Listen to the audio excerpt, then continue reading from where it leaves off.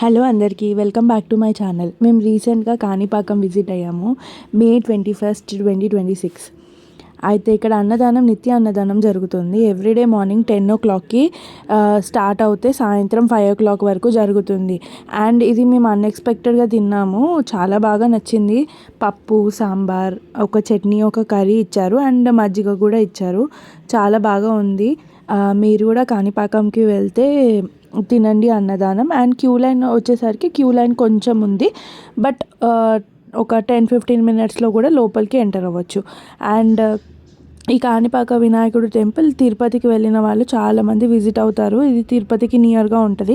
And ఇక్కడ కాణిపాకం నుంచి అరుణాచలం కూడా దగ్గర.